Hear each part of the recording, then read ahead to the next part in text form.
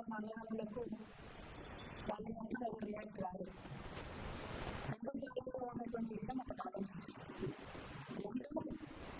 మీ అందరికీ కలిసి నేను ఎప్పుడు నిర్దిష్టమైన సమస్యల లేకుండా మాట్లాడాను. ఇవాళ నిర్దిష్టమైన చిన్నతో చెప్తున్నా రాష్ట్రం గురించి ఒక బీజేపీ బీఆర్ఎస్ సభ్యులను కూడా కష్టం. ఎందుకంటే కాంగ్రెస్ పార్టీ అవసరం కూడా దానికి కాలేదని చెప్పి నేను కలంలో నడుస్తూ ఉన్నాను. చెప్తారంటే నలభై 10 మంది బట్టి 4 నిమిషాలు సమాచారం అప్పటికప్పుడు తీసుకుంటున్నామని కాల్కులేషన్ చదువుకుంటున్నారు. కానీ మహారాష్ట్రలో ఇంకా నాయకులు చదువుకోవాల్సింది ఏంటంటే అసలు రోజుల్లో నా సంగతి నష్టమే ఉంటుంది. మీరు ఏ టైంలో ఎవరికి కలిపారు, వాళ్ళని వ్యాఖ్యలు చేయడానికి మీరు ఎవరిని ప్రోత్సహించారు, మీరు ఎంత సందర్భాన్ని మొదటిసారి ఒక ఆడబిడ్డమైనటువంటి వ్యాఖ్యలు చూపించారు. ఇవన్నీ కూడా నేను చూస్తున్నా గమనిస్తున్నా. నేను గతంలో జన్మసిద్ధాంతం నమ్ముతున్న మళ్ళీ ఇవాళ మీరు నన్ను ఒంటరి చేసి చేయాలని అనుకోవచ్చు. నన్ను ఇటువంటి వ్యాఖ్యలు చేపించి సందర్భంగా వచ్చి చూపించాలి కానీ దేవుడు అనేది కాదు. ఖచ్చితంగా మీకు తిరిగి పెట్టాల్సిన వస్తుంది. ఒకటి రెండు ఒక లీడర్షిప్ నాయకుడు నల్గొండలో బీఆర్ఎస్ పార్టీ మంత్రులు కలిగిన నాయకుడు ఆంధ్రలో ఏమన్నది నా గురించి మాట్లాడుతున్నారంటే దాన్ని ప్రోత్సహిస్తున్న కూడా ప్రజలు ఆలోచించారు. ఇవాళ నాకున్న జనాలు అక్కడికి కూడా రాలేదు. ఆయన ముందు పోయి తన విజయాన్ని సందర్భంగా విషయంలో అనుకోకుండా ఎందుకు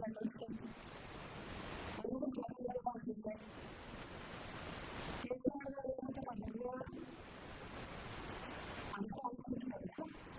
ఎగ్జామ్లో ఉన్నప్పుడు బీఆర్ఎస్ పార్టీలో ఉన్న ఏ నాయకుడైనా ఎవరు ప్రజలు అందరినీ పరిశోధించి చేసినారు కదా.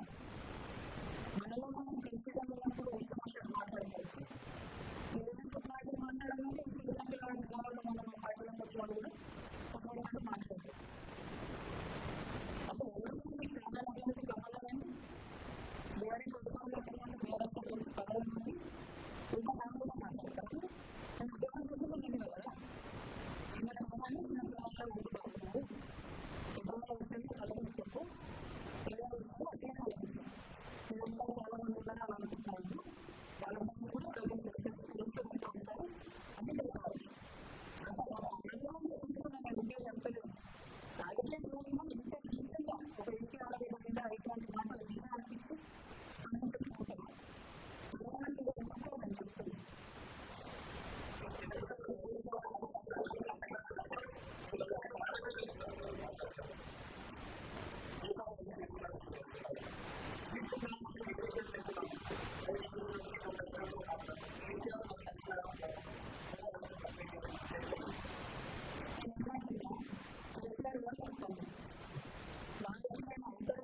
రాసినటువంటి ఉత్తరానికి బయటపెట్టి మొత్తం పార్టీలో జరుగుతున్న అంశాలని బహిరంగం చేసింది ఎవరు గారు? ఆ అంశాలను బహిరంగం చేసి నన్ను మాట్లాడడానికి ఫోన్ చేసి ఇప్పుడు మళ్ళీ దాని చుట్టూ ఇటువంటి డ్రామాలు ఆడుతున్నటువంటి వాళ్ళు ప్రజలు కూడా తెలియదు తప్పకుండా. కానీ ఇంకా మన పార్టీకి సంబంధం లేని బీఆర్ఎస్ పార్టీకి సంబంధం లేనటువంటి వ్యక్తికి మన పార్టీ నాయకులు ఇంతమంది నా దగ్గర లంచం వెళ్ళడానికి నా దగ్గర సంప్రదాయాలు ఖచ్చితంగా 100% బయటపడతారు. ఇంపార్టెంట్ ఇష్యూస్ కూడా దయచేసి రేపటి నుంచి ఖచ్చితంగా 70 గంటలు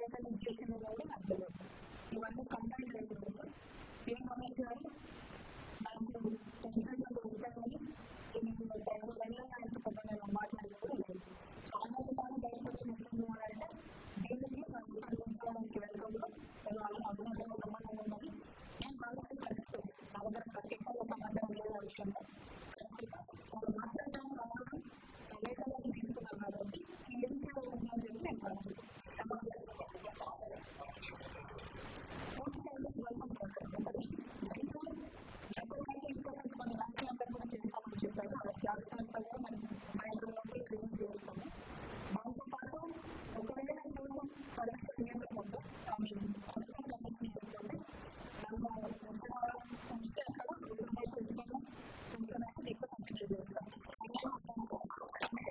చేస్తాను వరల్డ్ తీయాలనేటటువంటి ప్రధానమైనటువంటి ఎజెండా కాబట్టి ఖచ్చితంగా వరల్డ్ చేయించడానికి కొత్త అవకాశం పడితే అక్కడ